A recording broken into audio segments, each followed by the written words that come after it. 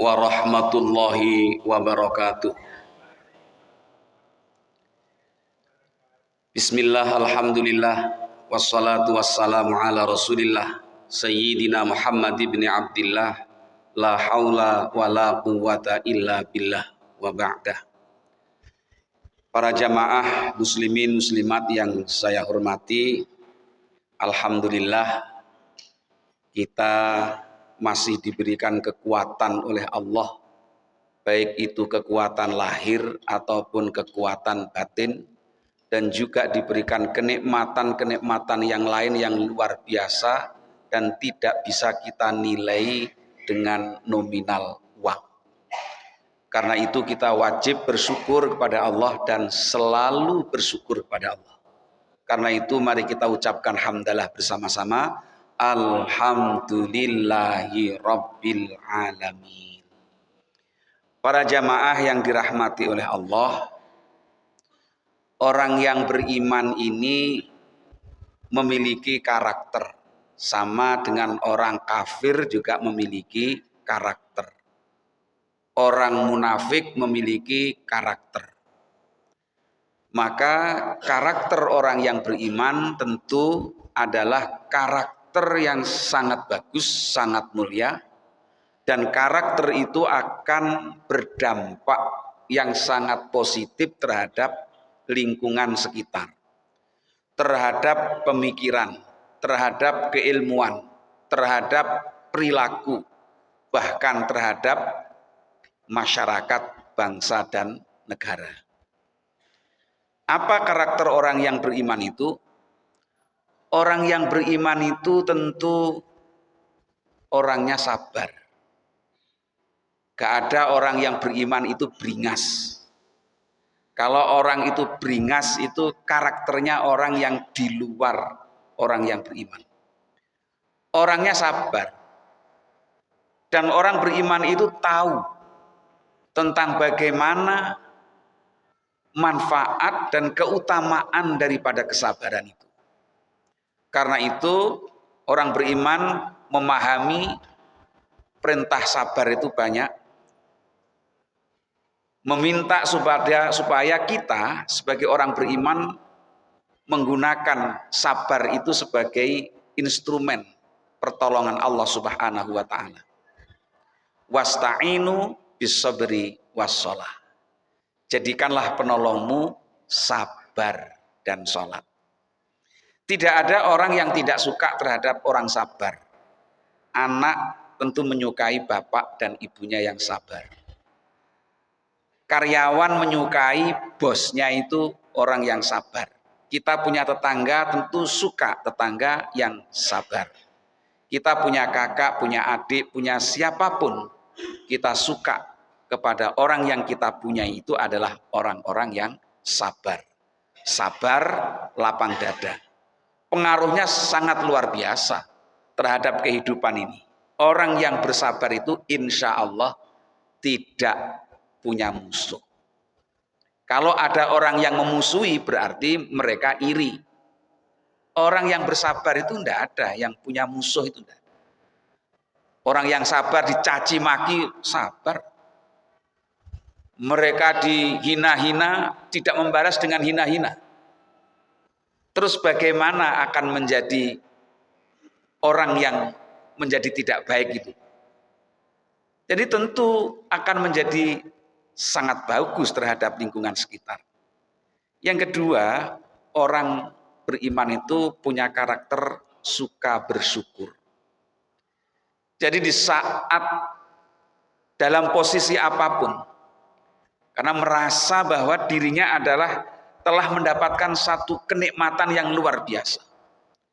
Diberikan kaya, bersyukur. Diberikan sehat, bersyukur.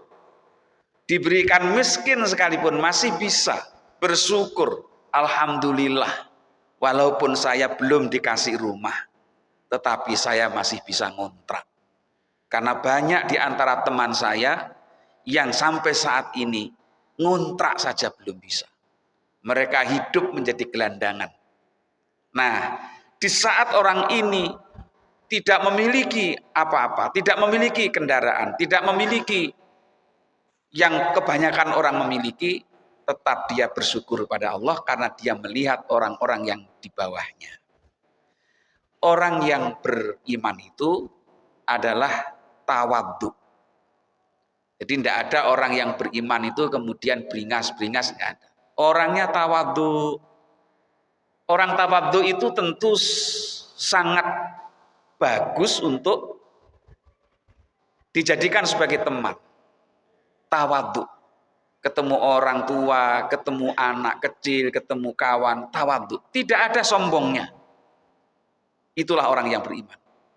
Siapa yang tidak senang terhadap orang yang tawadhu? Kita memiliki anak-anak yang tawadhu, memiliki menantu tawadhu, memiliki teman-teman yang tawadhu.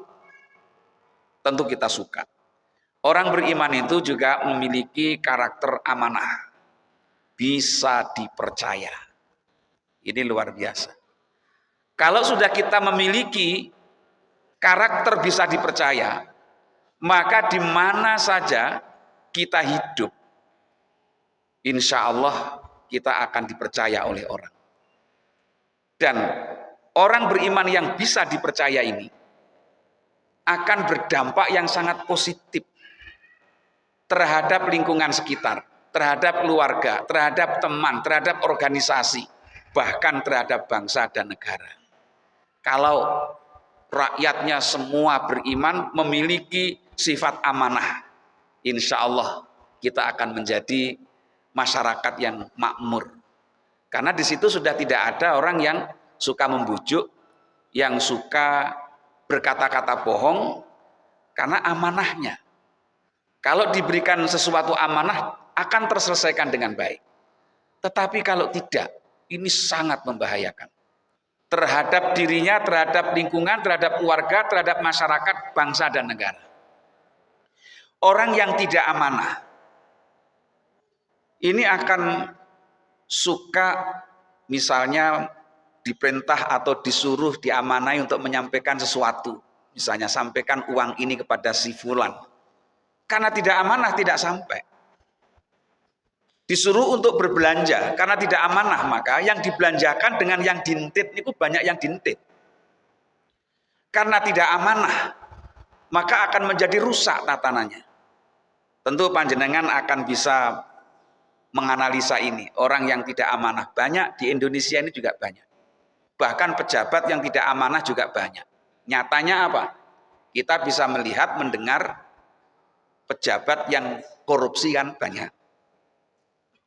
Masyarakat yang suka begal, suka maling banyak. Tetapi kerugiannya kan sedikit. Kalau sudah pada tataran pejabat yang tidak beriman, tidak punya karakter yang namanya amanah dan jujur, apalagi suka korupsi itu dampaknya sangat besar terhadap bangsa dan negara ini. Nuwun sewu bapak-bapak yang saya hormati.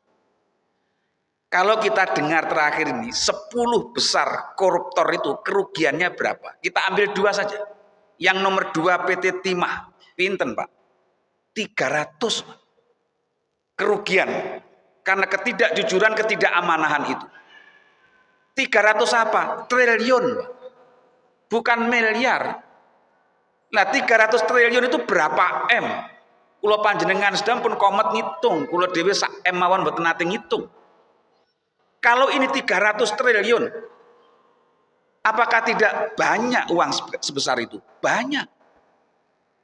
Nah, diambil 300 M saja, diberikan takmir masjid Baitul Taqwa ini untuk membangun masjid ini.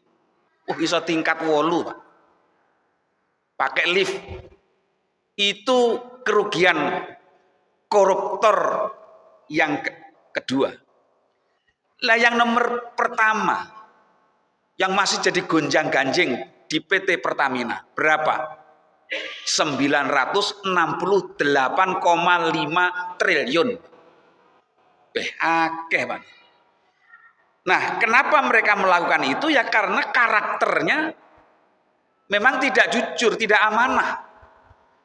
Apakah merugikan? Tentu merugikan. Merugikan bangsa dan negara yang sangat besar.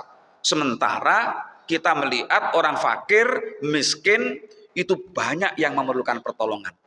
Kita kehilangan hampir 1.000 triliun. Lah kalau ditambah dengan yang 300, 1.000 triliun lebih 300. Luar biasa.